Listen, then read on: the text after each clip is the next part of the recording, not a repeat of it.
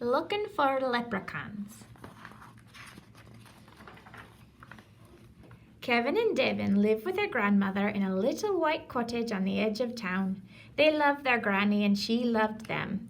But there was something else the brothers loved, too. Mischief. Kevin and Devin were always up to something. They built a tower out of potatoes and turned the scarecrow upside down. They played ghosts in the washing. They put hats on horses and taught the dogs to sing. And every night they made monkey faces at the dinner table. "Stop that nonsense," their granny said, though she did laugh. One fine morning, Devin said to Kevin, "Let's look for leprechauns." "Why?" asked Kevin.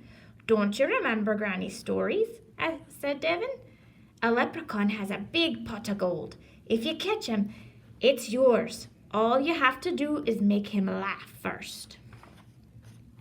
Kevin thought about all the things he could do with a big pot of gold. "You're right," he told Devin. "Let's look for leprechauns." The brothers found an old wooden cart. They threw in a big kettle with a lid, a long rope, and a butterfly net into the cart.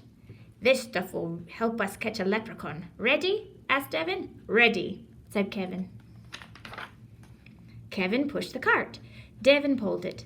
When the road dipped down, Devin said, "Let's ride." The two brothers hopped into the cart. It started rolling and rolling and rolling. "Look out!" shouted Kevin. The cart with the kettle, the rope, the butterfly net, and the two boys rolled right under a fence. It rumbled through a field and ran smack into a tree. The tree shook. The cart tipped over. Kevin was tangled up in the rope. Devin was caught in the butterfly net. Thunk! Something landed in the kettle. The pot started rattling. "Grumph! Let me out! Grumph!" Kevin grabbed the lid and held it tight. Devin peeked in. "It's a leprechaun!" he cried. He reached into the pot and pulled out the wee man by his coattails. "We've caught a leprechaun!" "Put me down!" cried the leprechaun. "Can't a leprechaun take a nap without being disturbed?" Devin put the wee man down on the ground. The leprechaun was hopping mad.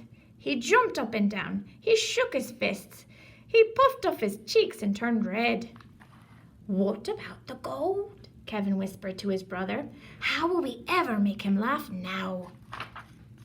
Devin stared at Kevin. The rope hung off Kevin like a long tail with leaves and branches stuck into it. "You look really silly," he said. Kevin looked at Devin. The butterfly net covered Devin's head and his hair stuck up out of its holes. "You should see yourself," Kevin said. The two boys started making monkey faces at each other. They danced around and around making monkey faces. They turned sideways monkey faces, upside down monkey faces, and monkey faces between their knees. The leprechaun stopped shaking his fists. His mouth started twitching. His lips began to curl into a smile. "Look!" cried Kevin. "Don't stop!" cried Devin.